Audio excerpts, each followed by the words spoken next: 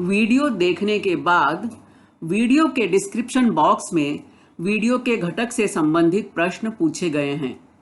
इन प्रश्नों को अपनी कॉपी में लिखकर हल करें। वीडियो के डिस्क्रिप्शन बॉक्स में एक गूगल फॉर्म की लिंक भी दी गई है। लिंक खोलकर इस फॉर्म को जरूर भरें।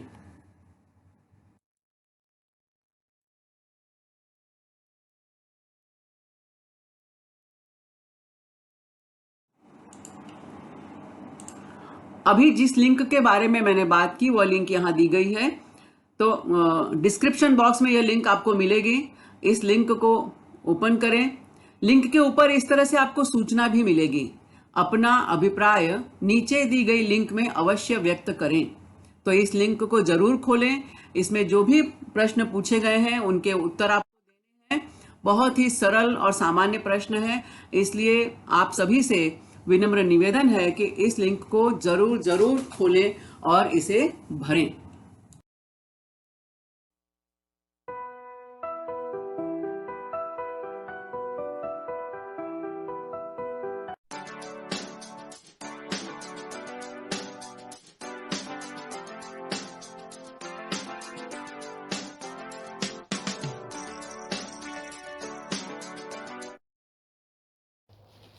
नमस्कार, प्रणाम, आदाब। कोविड-19 के प्रादुर्भाव की वजह से आज विद्यार्थी शाला में प्रत्यक्ष अध्ययन अनुभव लेने से वंचित हैं। बृहन मुंबई महानगर पालिका शिक्षण विभाग ने एक सराहनीय कदम उठाया, जिससे हमारा कोई भी विद्यार्थी शिक्षा से वंचित न रहे। और इस श्रृंखला के अंतर्गत हम अपने विषय के रोचक घटक लेकर, रोचक वीडियोस लेकर आपके सामने उपस्थित रहेंगे। और इसी के अंतर्गत मैं श्रीमती पूर्णिमा पांडे आप सभी को वर्चुअल स्टूडियो क्लास में आमंत्रित करती हूं, अपने एक नए विषय के साथ, नए घटक के साथ। तो चलें अपने विषय के संग। भूगोल कक्षा 9वीं, पाठ 9, व्यापार। के पहले भाग में हमने जाना कि व्यापार क्या होता है, व्यापार के प्रकार कौन कौन से हैं, जैसे थोक व्यापार, चिल्लर व्यापार यानी रिटेल व्यापार, देशांतर्गत व्यापार, अंतर्राष्ट्रीय व्यापार। ऐसे बहुत से मुद्दों के बारे में हमने जानकारी प्राप्त की। आज हम देखेंगे व्यापार संतुलन किसे कहते हैं। हम जब अंतर्राष्ट्रीय व्यापार करते हैं तो उसमें एक्सपोर्ट और इंपोर्ट यानी आयात और निर्यात, ये प्रमुख मुद्दे होते हैं। उसके वो मूलभूत प्रक्रिया होती है। उसके बाद का जो स्टेज आता है, जो चरण आता है, वो होता है व्यापार संतुलन का। तो आओ देखें क्या होता है ये व्यापार संतुलन। किसी देश के विशिष्ट कालावधि में आयात और निर्यात के कुल मूल्य में होने वाले अंतर को व्यापार संतुलन कहा जाता है। यानी हमने कितना आयात किया और कितना निर्यात किया, कितना सामान मंगाया किसी दूसरे देश से और कितना सामान दूसरे देश को भेजा। तो हमने एक टाइम पीरियड हम लेते हैं, जैसे मान लो हमने 2020 का कालखंड लिया, तो 2020 मतलब जनवरी 2020 से दिसंबर 2020 की ये जो अवधि है, इस कालावधि में भारत ने कितना सामान दूसरे देशों से मंगाया और कितना सामान दूसरे देशों को भेजा। तो ये आयात और निर्यात में क्या अंतर है, आयात ज़्यादा हो रहा है और निर्यात कम हो रहा है, या आयात कम है निर्यात ज़्यादा है। तो ये जो बैलेंस है, इसी को हम कहते हैं व्यापार संतुलन। अब व्यापार संतुलन के 2-3 प्रकार हैं। कौन कौन से हैं, चलो हम देखते हैं। पहले हम देखते हैं प्रतिकूल व्यापार संतुलन। यहाँ पर आपको एक चित्र दिखाई दे रहा है। तो इसमें हम देख रहे हैं कि आपको एक ट्रायंगल दिया हुआ है, एक त्रिभुज है। इसको हम यदि आधार मान लें, ये हमारा देश है, इसको एक सिंबल मान लें। और यहाँ पर एक जो हम कैटेगरी देख रहे हैं, आयात और निर्यात। आपने इस तरह के जो झूले कहीं बगीचे में देखे होंगे, गार्डन में देखे होंगे, सी सॉ जिसे हम कहते हैं। तो इस पे जहाँ पे वजन ज़्यादा है वो हिस्सा झुक जाता है और जो हल्का है वो ऊपर उठ जाता है। अब क्योंकि यहाँ पर आयात अधिक हो रहा है, ये हिस्सा झुका हुआ है, मतलब ये ज़्यादा है, यानी आयात बहुत ज़्यादा है। यानी आयात मतलब क्या, सामान मंगाना। इंपोर्ट करना, ये हम दूसरे देश से सामान ज़्यादा मंगा रहे हैं। अब यहाँ पर निर्यात, ये हल्का है क्योंकि ऊपर उठा हुआ है ये बॉक्स, तो ये क्या है, निर्यात। इसका मतलब निर्यात कम है और आयात ज़्यादा है। तो जब आयात मूल्य निर्यात मूल्य की अपेक्षा अधिक होता है तब प्रतिकूल व्यापार संतुलन होता है। यानी हमारा पैसा देश के बाहर ज़्यादा जा रहा है, हम सामान ज़्यादा मंगा रहे हैं तो पैसा हम बाहर भेज रहे हैं, और निर्यात कम हो रहा है। निर्यात, हम सामान जो भेज रहे हैं बाहर से के, और हमको जो दूसरे देशों से पैसा मिल रहा है वो कम है। तो आयात मूल्य जो है वो निर्यात मूल्य की अपेक्षा अधिक है। तो ऐसी स्थिति में प्रतिकूल व्यापार संतुलन होता है। अब हम देखेंगे अनुकूल व्यापार संतुलन। वही चित्र हम देख रहे हैं फिर से, इसमें थोड़ी सी स्थितियां बदली हुई है। इसमें क्या हो रहा है, निर्यात का पलड़ा झुका हुआ है और आयात जो है वो ऊपर की तरफ है। यानी ये वजनदार है तो ये वजन जो है जिसमें अधिक है वो झुक गया है, नीचे की तरफ है, जो हल्का है वो ऊपर की तरफ है। तो इसका मतलब आयात कम हो रहा है, हम बाहर से सामान कम मंगा रहे हैं। सामान कम मंगा रहे हैं मतलब हमारे देश का जो पैसा है वो बाहर कम जा रहा है। हम निर्यात अधिक कर रहे हैं, सामान दूसरे देशों में अधिक भेज रहे हैं। जब दूसरे देशों में हम सामान अधिक भेज रहे हैं मतलब हमको पैसे की इनकम हो रही है, आवक हो रही है। तो अब ये ऐसी स्थिति में जब निर्यात मूल्य आयात मूल्य की अपेक्षा अधिक होता है तब अनुकूल व्यापार संतुलन होता है। यानी हमें पैसा ज़्यादा मिल रहा है, हमारी आवक ज़्यादा हो रही है। तो जब आवक ज़्यादा है और पैसा जो हमारा बाहर जा रहा है वो कम जा रहा है, तो इस स्थिति को हम कहते हैं अनुकूल व्यापार संतुलन। अनुकूल मतलब जो हमारे अनुकूल है, हमारे माफिक है, जो हमारे फेवर में है, उसे हम कहते हैं अनुकूल। प्रतिकूल जो हमारे विरुद्ध है, तो वो प्रतिकूल व्यापार संतुलन हमने पिछले देखा, और ये है अनुकूल व्यापार संतुलन। अब तीसरी कैटेगरी है संतुलित व्यापार। अब इस चित्र में हम देख रहे हैं जितना ये आयात है उतना ही निर्यात है, क्योंकि दोनों एक ही लेवल पे है, एक ही स्तर पर हैं। तो जब आयात और निर्यात मूल्य लगभग समान होते हैं उसे संतुलित व्यापार कहा जाता है। न इसमें कोई नुकसान है, न इसमें ज़्यादा कुछ, लाभ और हानि जो है वो बराबर है, नुकसान है नहीं, लाभ और जो है वो हमारा इक्वल लेवल पे चल रहा है। जितना सामान हम बाहर भेज रहे हैं उतना ही मंगा रहे हैं, तो हम बैलेंस चल रहे हैं, संतुलित चल रहे हैं, और इस स्थिति को संतुलित व्यापार कहा जाता है। अब हम देखेंगे अंतरराष्ट्रीय स्तर के व्यापारिक संगठन। आपको मैंने पिछले वीडियो में कुछ प्रश्न दिए थे, और वो जैसे यहाँ पर उसे मैं दोहरा रही हूँ कि मानो कि आप व्यापारी हैं और आपको अपने उत्पादन को देश के अन्य राज्यों में बेचना है, और उसी प्रकार यह उत्पादन आपको विश्व के कुछ देशों में भी बेचना है।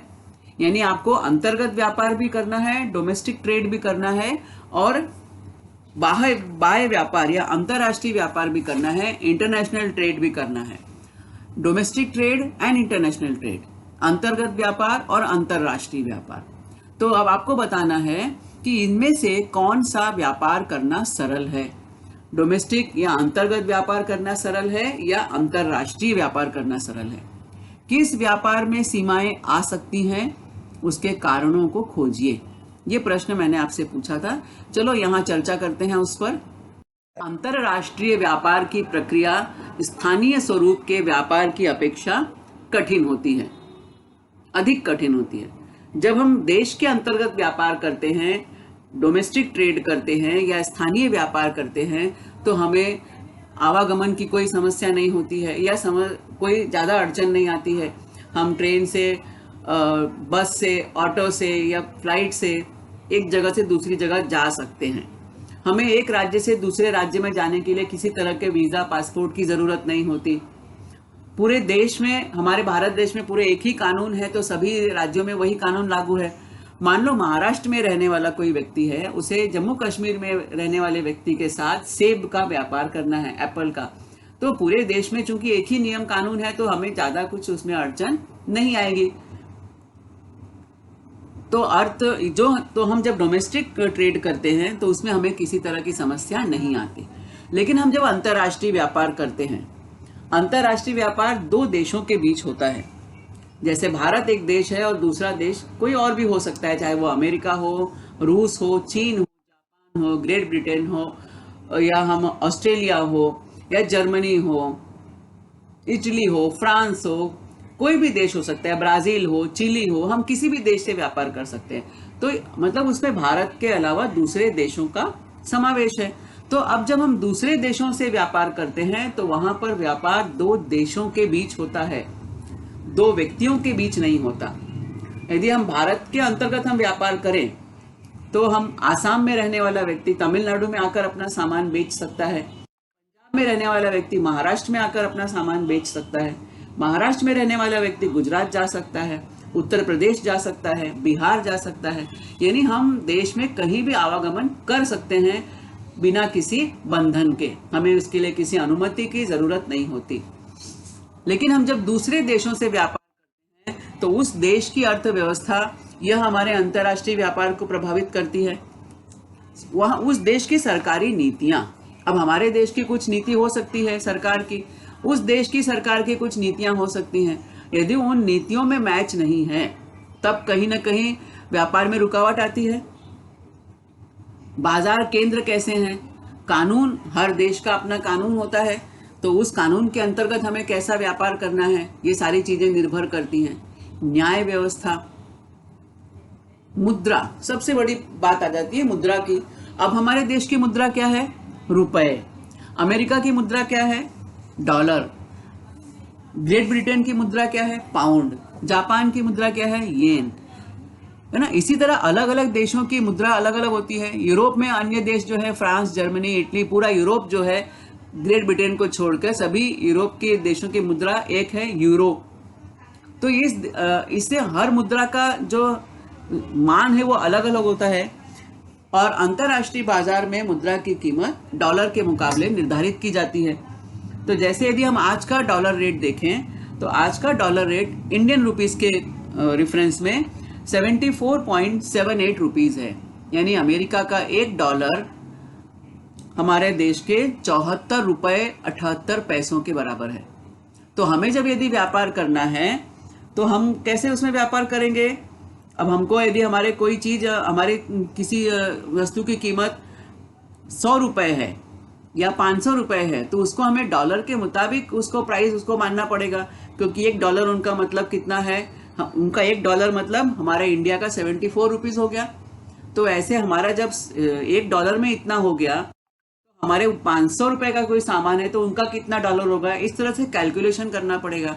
तो मुद्रा में जो अलग अलग मुद्रा होने की वजह से बहुत सारी चीजें आ जाती हैं। अब उसमें डॉलर में भी यूएस डॉलर अलग है, कैनेडियन डॉलर अलग है, कनाडा देश में जो डॉलर चलता है वो अलग है। तो अलग अलग देशों से हम जब व्यापार करते हैं तो उसकी कीमत भी अलग अलग हो जाती है। अभी हम यदि यूरो की बात करें, यूरोप में चलने वाली मुद्रा की, तो यूरो का आज का रेट क्या है।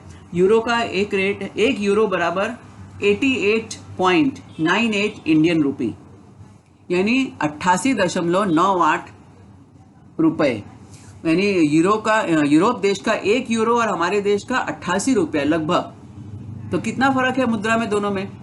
तो हम जब इस तरह से अंतर्राष्ट्रीय व्यापार करते हैं तो मुद्रा के हिसाब से विनिमय करने के लिए बहुत सारे चीजों का हिसाब किताब करना पड़ता है। तो ये थोड़ा सा कठिन प्रोसेस होता है, मुश्किल होता है। भाषा की बात तो आती ही है, हमारे देश में अनेक भाषाएं चलती हैं। तो हमारे देश में जो काम करने वाला व्यापारी है वो हिंदी, गुजराती, मराठी, बंगाली, पंजाबी, आसामी, उड़िया, तमिल, मलयालम, कन्नड़ा, पंजाबी, जाट, है ना, संस्कृत, कश्मीरी, बहुत सारी भाषाएं हमारे देश में हैं। और अंतर्राष्ट्रीय रूप में हमारा देश जो है वो इंग्लिश भाषा से काम चलाता है। लेकिन इंग्लिश पूरे विश्व की भाषा तो है नहीं। यदि हमें रशिया से व्यापार करना है तो उनकी भाषा रशियन है, रूसी भाषा है। जापान से व्यापार करना है तो उनकी भाषा जापानी है। चीन से व्यापार करना है तो उनकी भाषा चीनी है। यूरोप के किसी देश से व्यापार करना है, जैसे फ्रांस से यदि हमें व्यापार करना है तो फ्रांस की भाषा क्या है? फ्रेंच है। जर्मनी से करना है तो उनकी भाषा है जर्मन। स्पेन वाले देश से व्यापार करना है तो उनकी भाषा है स्पेनिश। तो इस तरह से अलग अलग देशों की अलग अलग भाषाएं होती हैं, तो व्यापारियों को थोड़ी सी उसमें कठिनाई आती है। तो उस प्रक्रिया को सरल बनाने के लिए हमें अन्य लोगों का सहारा लेना पड़ता है। तो स्थानीय व्यापार की अपेक्षा अंतर्राष्ट्रीय व्यापार थोड़ा सा जो है वो कठिन हो जाता है। और दो देशों के बीच राजनैतिक संबंध कैसे हैं?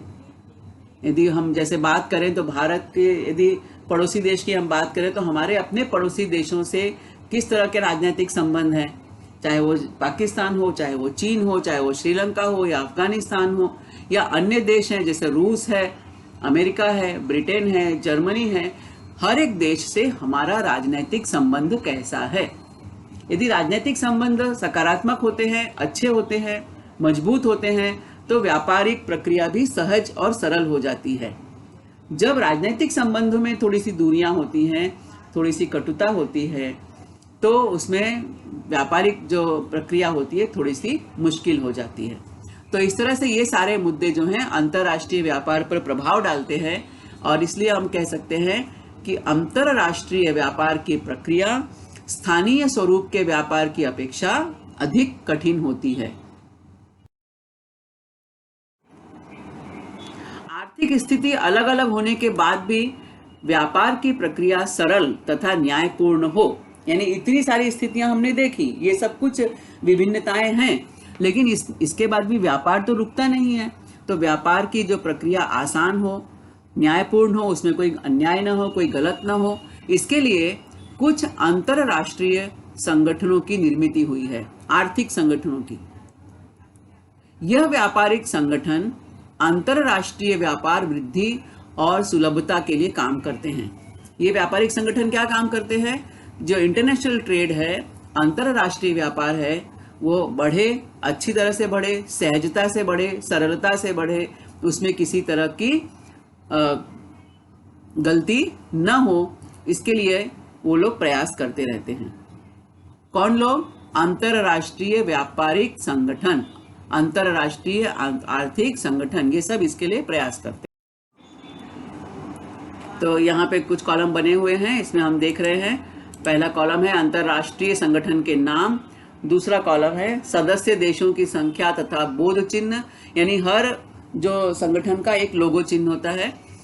उसके बाद है मुख्यालय, किस देश में उसका हेड ऑफिस है और उसका काम क्या है, उसके उद्देश्य क्या है। तो सबसे पहले हम देखते हैं विश्व व्यापार संगठन, वर्ल्ड ट्रेड ऑर्गेनाइजेशन, और इसका शॉर्ट फॉर्म है WTO।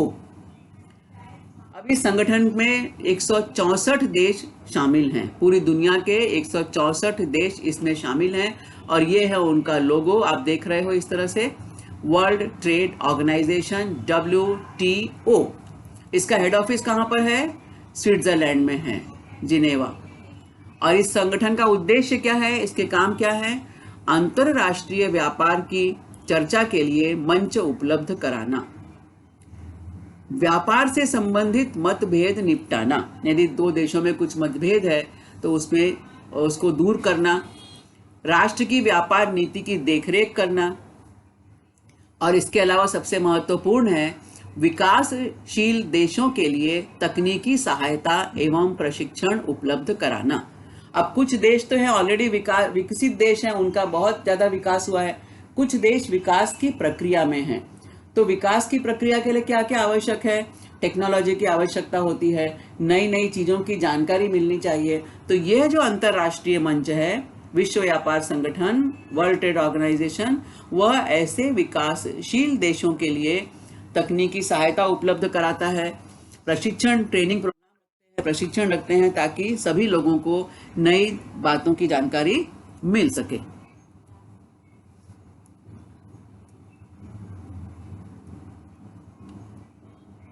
अब हम दूसरा देखते हैं, यूरोपियन संघ, EU, यूरोपियन यूनियन, और उसमें 28 देश शामिल हैं, और इसका लोगो हम देख रहे हैं यूरोपियन यूनियन का, ये उसका प्रतीक चिन्ह है, और इसका हेड ऑफिस है ब्रुसेल्स, बेल्जियम में। बेल्जियम यूरोप का एक देश है। इसके काम क्या है, इसका उद्देश्य क्या है? इस संगठन का उद्देश्य है कि यूरोप में विभिन्न देशों की एकत्रित बाजार प्रणाली विकसित इन्होंने की है। यूरोप में कई सारे देश हैं, तो ये सारे देश जो है अलग अलग देशों में भले कुछ भिन्नता हो, लेकिन इस संगठन ने, यूरोपियन संघ ने सभी देशों की एक कॉमन मार्केटिंग सिस्टम, बाजार प्रणाली इन्होंने डेवलप की है। और इसका उद्देश्य है कि यूरोप में वस्तुओं, सेवाओं और पूंजी का स्वतंत्र संचार करना। सभी देशों ने वस्तुओं का लेन देन करते समय सभी वस्तुओं का कर रद्द किया है। यानी यूरोप के सभी देशों में यदि जो आपस में व्यापार हो रहा है तो उस पर कोई टैक्स नहीं लगेगा। ये इन्होंने सिस्टम अपने डेवलप किया है। OPEC, organisation of petroleum exporting countries, 13 देश इसके सदस्य हैं और इसका मुख्यालय यूरोप के देश ऑस्ट्रिया की राजधानी वियना में है। और इसका मुख्य कार्य उद्देश्य है खनिज तेल के अंतरराष्ट्रीय व्यापार पर नियंत्रण रखना, सदस्य देशों के बीच तेल उत्पादन तथा उसकी कीमत को नियंत्रित रखना और तेल निर्यात में सूत्रता बनाए रखना।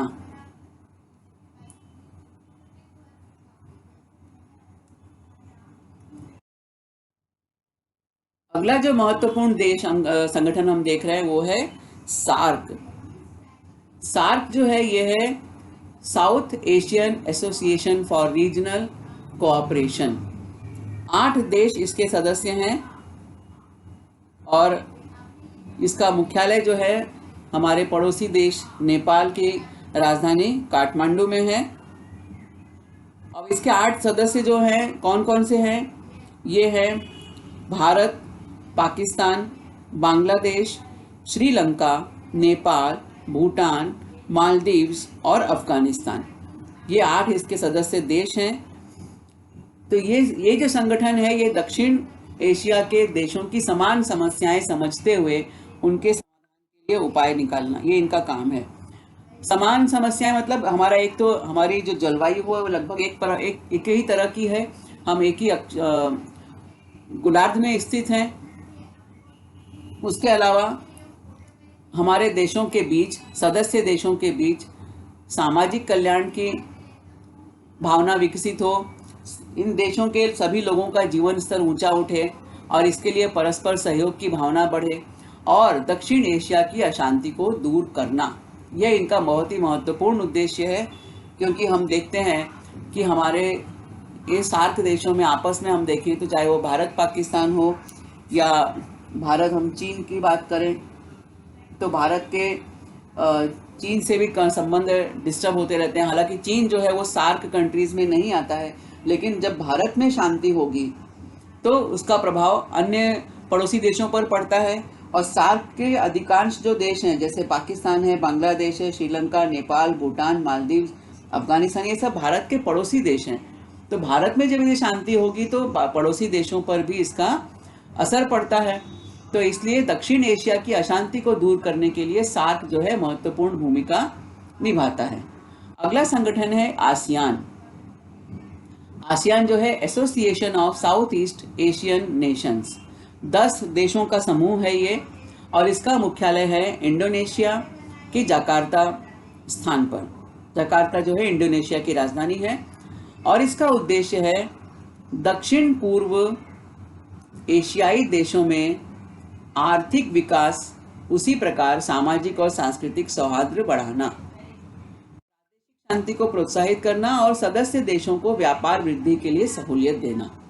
और जो 10 देश हैं आसियान के वो कौन कौन से हैं? वो है Brunei, Cambodia, Indonesia, Laos, Malaysia, Myanmar, Philippines, Singapore, Thailand, Vietnam, ये इसके सदस्य देश हैं। इसी तरह से और एक महत्वपूर्ण अंतर्राष्ट्रीय व्यापारिक संगठन है ओपक, आपेक, एशिया पैसिफिक इकोनॉमिक कोऑपरेशन, इसका सिंबल हम देख रहे हैं, प्रतीक चिन्ह हम लोगों यहाँ देख रहे हैं। और 21 देश इसके सदस्य हैं। इसका मुख्यालय जो है सिंगापुर में है और इसका उद्देश्य है एशिया प्रशांत महासागर के क्षेत्र में मुक्त व्यापार और आर्थिक सहयोग करना, सदस्य देशों के प्रादेशिक तथा तकनीकी विकास को प्रोत्साहन देना। और अगला जो हमारा एक महत्वपूर्ण संगठन है वो है कौन सा? वो है ब्रिक्स, BRICS, ब्रिक्स। इसके जो 5 सदस्य देश हैं यहाँ दिए हुए हैं: Brazil, Russia, India, China and south Africa. Brazil है, रूस है, भारत है, चीन है और दक्षिण अफ्रीका। ये इसके 5 सदस्य देश हैं और इन्हीं के ब्राजील का B, रशिया का R, इंडिया का I, चाइना का C और साउथ अफ्रीका का S, इससे मिलाकर ये नाम पड़ा है। इसका मुख्यालय है चीन में, चीन के शंघाई शहर में इसका मुख्यालय है। और इनका भी उद्देश्य है संगठन के देशों की अर्थव्यवस्था वृद्धि के लिए निधि उपलब्ध करना, आपस में आर्थिक सहयोग बढ़ाना और आर्थिक सुरक्षा मजबूत करना।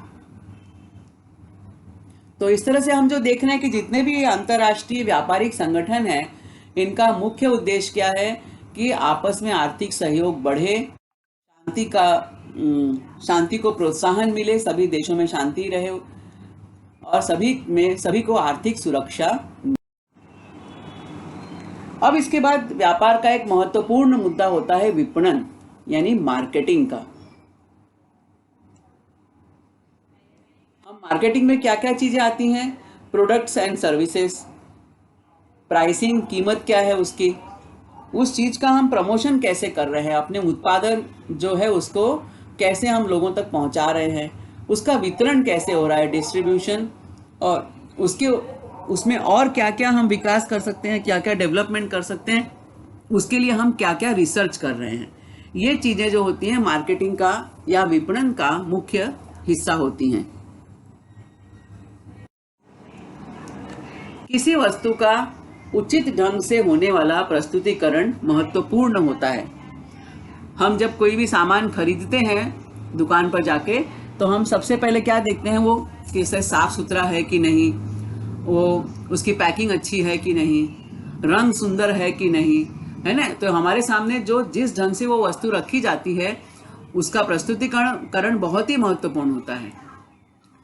और इस प्रस्तुतिकरण में कौन कौन सी चीजें हैं? उस वस्तु की कीमत, गुणवत्ता, केवल सस्ता है महंगा है ये नहीं, उसकी क्वालिटी क्या है, उसकी गुणवत्ता क्या है, उसकी श्रेणी, और उपभोक्ता के समक्ष उस वस्तु को रखने का प्रकार अर्थात पैकिंग, सामान की पैकिंग कैसी है। तो ग्राहक के सामने कोई भी सामान हम जब खरीदते हैं तो ग्राहक के लिए क्या क्या चीज महत्वपूर्ण होती है? पहले तो उसकी कीमत क्या है, उस सामान की क्वालिटी क्या है, उस सामान की श्रेणी क्या है और वो सामान की पैकिंग कैसी है। ये सब चीजें हमारे लिए बहुत ही महत्वपूर्ण होती हैं। कृषि माल और औद्योगिक उत्पादन पर प्रक्रिया करके उपभोक्ता की दृष्टि में वस्तु के स्तर में वृद्धि होती है। कृषि माल यानी खेती का सामान जो है, फूल, फल, सब्जी, ये सभी सामान है। इसके अलावा अनाज, ये सभी कृषि उत्पादन है। तो इन पर प्रक्रिया की जाती है। डायरेक्ट हमने खेत से फसल काटी और उसको तो हम नहीं बेचते। खेतों में हमने अनाज अलग कर लिया, भूसा अलग कर लिया, अनाज अलग कर लिया, तो भी अनाज की फिर से सफाई होती है, उसकी अलग अलग क्वालिटी रहती है। उस एक ही खेत में जो गेहूं पैदा हुआ है उसमें भी हम गेहूं छांटते हैं कि ये इसके दाने बड़े हैं, इसके दाने थोड़े छोटे हैं।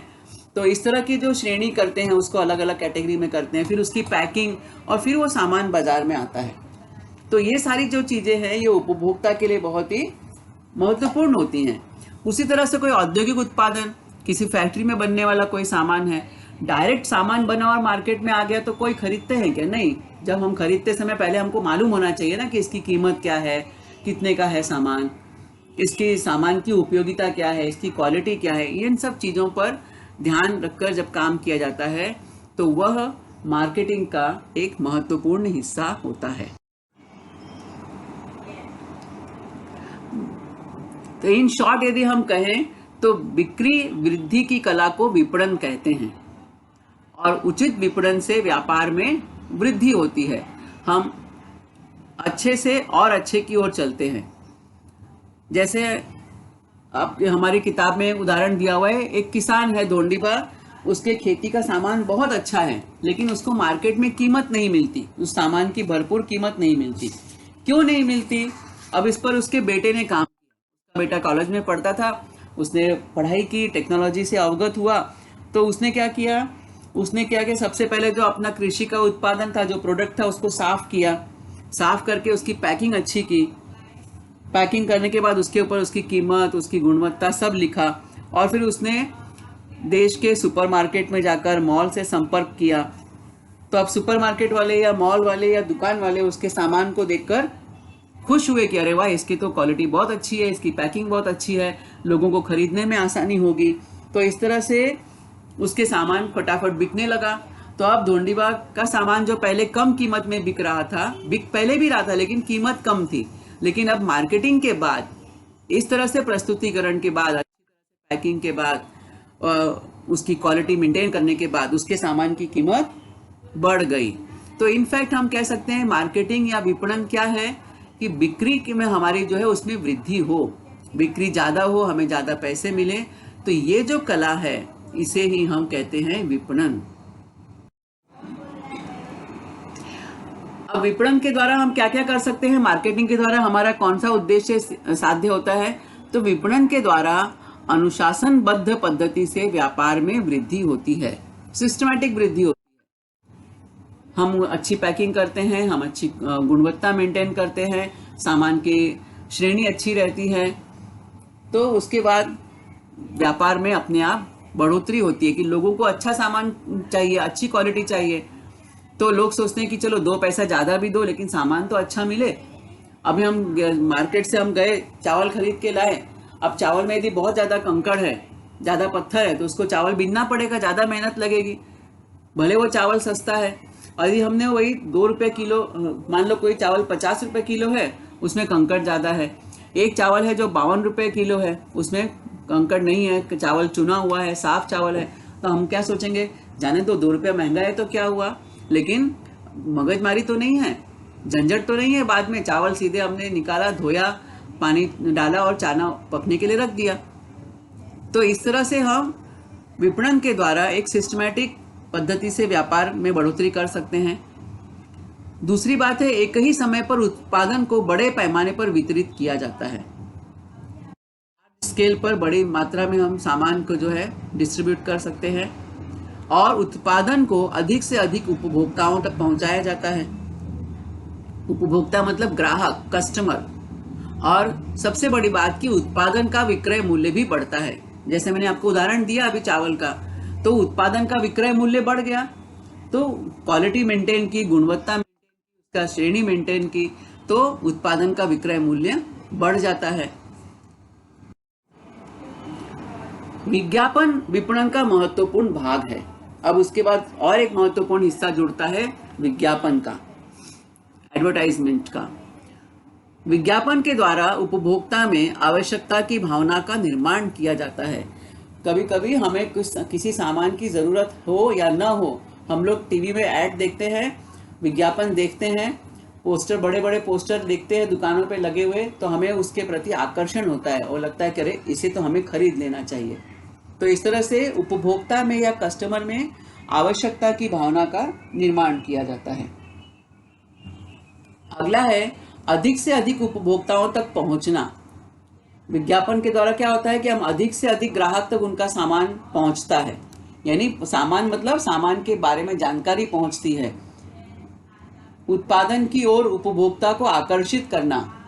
उपभोक्ता को ज़रूरत है, कम ज़रूरत है, नहीं ज़रूरत है, लेकिन उस उत्पादन की या प्रोडक्शन की ओर जो हमारा हुआ है प्रोडक्शन, उसकी तरफ उपभोक्ताओं को आकर्षित करना और उपभोक्ता को वस्तु की खरीदारी के लिए प्रोत्साहित करना। सबसे बड़ी बात है कि इतना उसको आकर्षित करो कि उपभोक्ता जो है, कस्टमर जो है, वो तत्पर हो जाए कि हाँ मुझे तो ये सामान खरीदना ही है। यह विपणन का मुख्य उद्देश्य है, मार्केटिंग का मुख्य उद्देश्य यही है। कभी कभी हम सब भी इस चक्कर में फंस जाते हैं, या हम कहें कि उसमें घूम जाते हैं कि हम कोई चीज़ की बार बार उसका ऐड देखते हैं तो लगता है अरे हाँ ये चीज़ तो हम, बाद में हम मार्केट में जाते हैं और हमने उसका ऐड देखा हुआ रहता है तो याद आता है अरे ये तो फला ऐड में हमने देखा था, उसमें उस बच्चे ने ऐसा ड्रेस पहना था, ऐसी चप्पल पहनी थी, या ऐसा नाश्ता किया था, इस तरह का सामान खाया था, आइसक्रीम खाई थी। तो हम उसी चीज़ को खरीदने के लिए दुकानदार से बोल देते हैं हाँ हमें फला चीज़ दे दो करके, क्योंकि हमारे दिमाग में वो ऐड कहीं ना कहीं आ जाता है, विज्ञापन दिमाग में रहता है। तो इस तरह से ये जो विज्ञापन के द्वारा लोगों तक पहुंचना, सामान की गुणवत्ता बढ़ाना, पैकिंग बढ़ाना, ये सब विपणन का एक हिस्सा है। और आज तो हम देखें तो डिजिटल मार्केटिंग का, डिजिटल एडवर्टीजमेंट का जमाना है। चारों तरफ मीडिया के द्वारा हम व्यापार कर रहे हैं। अंतरजाल के द्वारा यानी इंटरनेट के द्वारा क्या होता है, विश्व के विविध देशों के उत्पादन की जानकारी होती है। हम अपने लैपटॉप पे, अपने मोबाइल पे आज इंटरनेट के सहयोग से अलग अलग देशों में क्या क्या प्रोडक्शन हो रहा है, हमारे देश में वही यदि मोबाइल बन रहा है तो उसकी कीमत और क्वालिटी क्या है, जापान में, कोरिया में यदि मोबाइल बन रहा है तो उसकी कीमत क्या है, उसकी क्वालिटी क्या है, इन सब चीज़ों की जानकारी हमें मिलती है। तो इंटरनेट आज व्यापार में एक बहुत ही सक्रिय और महत्वपूर्ण भूमिका निभा रहा है। आज एक बटन पे हम दुनिया के किसी भी देश पे से संपर्क कर सकते हैं। हमारे मोबाइल का हमने एक बटन क्लिक किया, सर्च में लिखा हमें ये चाहिए, और देश के, न केवल अपने देश के बल्कि दुनिया के किसी भी देश के किसी भी हिस्से में क्या प्रोडक्शन हो रहा है उसको हम उसके बारे में हम जान सकते हैं। तो आज दुनिया जो है वो एक उंगली पर चलती है, दुनिया हमारी मुट्ठी में है। इंटरनेट की सुविधा के कारण या अंतरजाल की सुविधा के कारण ऑनलाइन ट्रेडिंग, ई मार्केटिंग जैसे साधनों का उपयोग आज उपभोक्ता बड़ी सहजता से करता है। आज तो और कोरोना के इस काल में तो ये ऑनलाइन ट्रेडिंग, ऑनलाइन मार्केटिंग, ई मार्केटिंग, यहाँ तक कि ई एजुकेशन, हमारा शिक्षण भी ऑनलाइन चल रहा है। विज्ञापन जो है ये मार्केटिंग का आज एक सबसे महत्वपूर्ण हिस्सा बन चुका है। आज हर सामान का विज्ञापन हो रहा है और विज्ञापन के द्वारा सामान की बिक्री में भी वृद्धि हो रही है। तो विज्ञापन जो है ये मार्केटिंग का एक अहम हिस्सा है। अब विज्ञापन में हम क्या करते हैं, किसी सामान की जानकारी देते हैं, वो सामान क्या है, उसका उपयोग क्या है, और उसका उपयोग करने से हमें क्या क्या फायदे हो सकते हैं, ऐसी बहुत सारी जानकारी विज्ञापन के माध्यम से दी जाती है। कभी कभी क्या होता है कि उत्पादन का विज्ञापन करते समय झूठ, फंसाने वाले अथवा अतिशयोक्तिपूर्ण विधानों का उपयोग करके ग्राहकों को फंसा भी दिया जाता है। लोग फंस जाते हैं, अरे उसमें तो ऐसा लिखा था कि इससे ऐसा होता है, फला क्रीम लगाए तो ऐसा होगा, 4 ही दिन में हमारे पिंपल्स खत्म हो जाएंगे, 2 ही दिन में हम एकदम सुंदर हो जाएंगे। तो वहाँ पर ये इस तरह की भ्रामक बातें रहती हैं, ये अतिशयोक्ति होती है। और आजकल तो आपने देखा होगा बहुत सारे विज्ञापनों के नीचे लिखा जाता है कि यह स्टंट किया जा रहा है, इसे आप घर पर, इस स्टंट को घर पर करने का प्रयास न करें। इसका मतलब वो अतिशयोक्तिपूर्ण उसमें दिखा रहे हैं कि जो चीजें संभव नहीं है लेकिन वो विज्ञापन के माध्यम से दिखाई जाती हैं, तो ग्राहक उसकी तरफ आकर्षित होता है। बहुत सारे कोल्ड ड्रिंक्स का हम विज्ञापन देखते हैं, उसमें दिखाते हैं कि एक घूंट हमने कोल्ड ड्रिंक लिया नहीं कि हम 2 पहाड़ों को कूद के चले जाते हैं। क्या ये संभव है? बिल्कुल संभव नहीं है। तो ये भ्रामक विज्ञापन है। लेकिन आज अब इसके लिए क्या, लेकिन उसके नीचे लिखा रहता है कि यह स्टंट है, कृपया इसे घर पर इसका प्रयास न करें। क्यों लिखा रहता है वो आपको मैं आगे बताऊंगी। तो विज्ञापन करते समय इस तरह की अतिशयोक्तिपूर्ण बातें न दिखाई जाए। वह अन्य वस्तुओं के दोष भी कभी कभी हम बताते हैं। अपना जो हमारा प्रोडक्शन है, हमारा जो उत्पादन है, उसका जो हम गुण न बताकर दूसरों में क्या कमी है ये हम बताने लगते हैं कि भाई फला का उत्पादन हमसे कम अच्छा है, फला का साबुन हमसे कम अच्छा है, फला का जो ये विटामिन है, ये प्रोटीन का जो पाउडर है, ये वो हमसे कम अच्छा है। तो इस तरह से हम दूसरों के दोष भी गिनाते हैं और इस कारण कई बार क्या होता है कि विज्ञापन अपनी विश्वसनीयता खो देते हैं। जब 1-2 बार कस्टमर को या उपभोक्ता को इसका अंदाजा लग जाता है तो लोग बोलते हैं अरे ये बेकार का ऐड है, ये लोग ऐसे बोलते हैं, इसमें कुछ होता नहीं है। तो उपभोक्ताओं को ऐसे भ्रामक अतिशयोक्तिपूर्ण विधानों का उपयोग करने वाले विज्ञापनों से सावधान रहना चाहिए। और इसके लिए उपभोक्ता संरक्षण कानून भी बनाया गया है कि मान लो कोई कस्टमर, कोई ग्राहक फंस गया इस तरह से किसी कंपनी के झूठे जाल में, तो ग्राहक का तो बहुत मेहनत का पैसा है।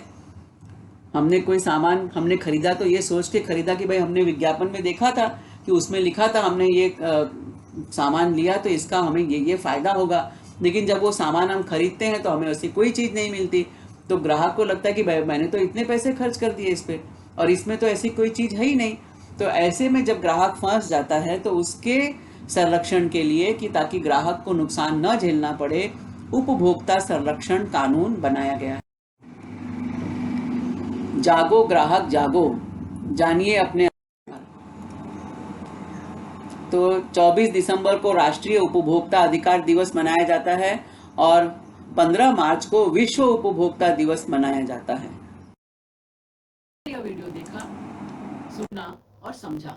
मुझे पूरा विश्वास है कि यह वीडियो आपको पसंद आया है। इसे अधिकाधिक देखें, लाइक करें, सब्सक्राइब करें, अपने साथियों के साथ शेयर भी करें। आपके सुझाव और आपके कमेंट्स नीचे कमेंट्स बॉक्स में अपेक्षित हैं। कृपया हमें इनसे जरूर अवगत कराएं। तो मिलते हैं अगले वीडियो में किसी नए विषय के साथ, किसी नए घटक के साथ। तब तक धन्यवाद।